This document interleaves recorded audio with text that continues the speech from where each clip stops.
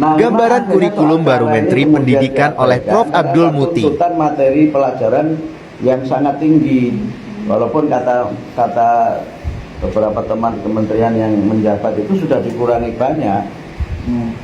Nah karena itu maka apa? Materi pelajarannya dikurangi, sehingga materi pelajarannya itu mungkin ringan gitu, tetapi cara menjelaskannya itu mendalam. Nah, sehingga dengan cara itu maka guru bisa berimprovisasi, murid bisa berkembang pemikirannya. Nah itu yang nanti ini tak bocori ya. Jadi arah pembelajaran ke depan itu mau saya arahkan ke arah namanya deep learning. Nah, ini sebuah teori baru sebenarnya. 95 saya kuliah di Australia sudah mempelajari deep learning ini. Jadi sudah 20 tahun yang lalu teori ini berkembang. Nah, di situ yang namanya nanti ada namanya kontekstualisasi, ini sama, sehingga pembelajaran itu nanti bocoran lagi itu nanti kita arahkan ke arah pembelajaran yang mindful, meaningful dan joyful. Nah, nanti disebutnya pelajaran namanya pelajaran yang full. Bukan full apa? Full. Jadi nanti kurikulumnya kurikulum full. Jadi for example mindful apa? Nah, ini baru mau saya jelaskan. Jadi mindful itu domainnya ada dua. Nah, harusnya bisa 3 tapi 2 aja. Mind itu artinya kita sadar. Kita sadar murid kita itu beda-beda.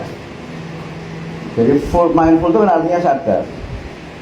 Mindful itu peka, sensitif.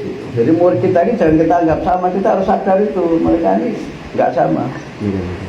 Nah yang kedua, mindful itu adalah pembelajaran yang mendorong murid untuk selama belajar itu berpikir. Berpikir sehingga selama proses belajar itu dia didorong untuk terlibat. Jadi misalnya tadi Kak Bapak tiba-tiba menanya di tengah, itu jangan dihentikan gitu. Nah, baru nanti kalau pertanyaan tidak relevan nanti diarahkan. Tapi kalau relevan jangan dihentikan.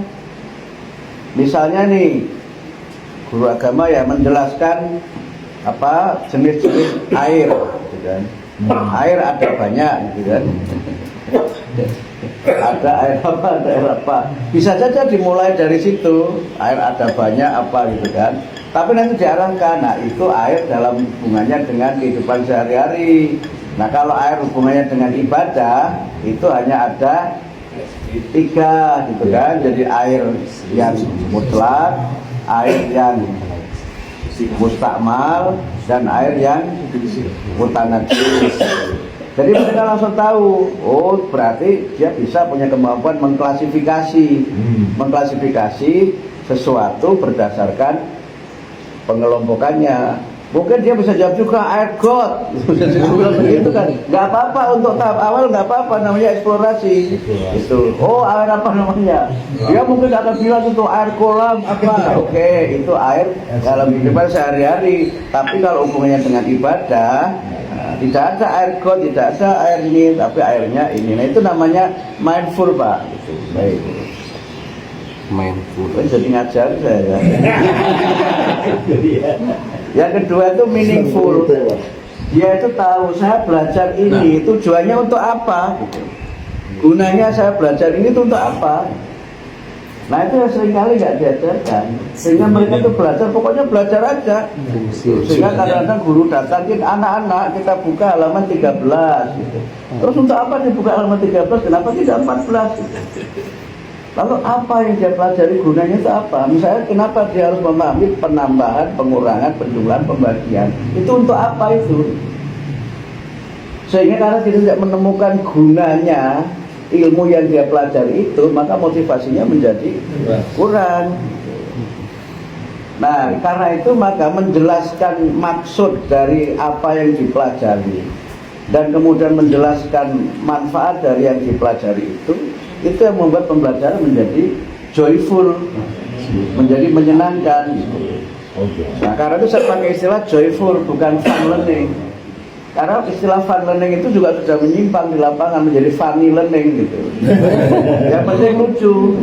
Padahal menggembirakan tidak selalu lucu.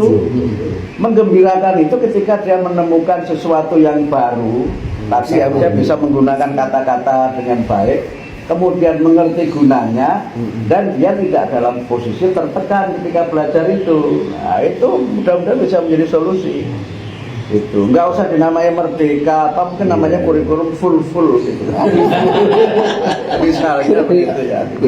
Nah itu, nah ini bisa dilakukan kalau pembelajarannya di orientasinya adalah mengembangkan sesuatu. Yang sekarang ini terjadi kan dua. Yang sekarang belajar sekarang itu namanya service learning sama achievement learning. Belajar yang orientasinya itu pokoknya yang penting diajarkan hanya di permukaan, service itu kan di permukaan. Sehingga dia misalnya mengetahui fakta-fakta itu penting, tapi fakta itu gunanya untuk apa itu seringkali mereka nggak tahu.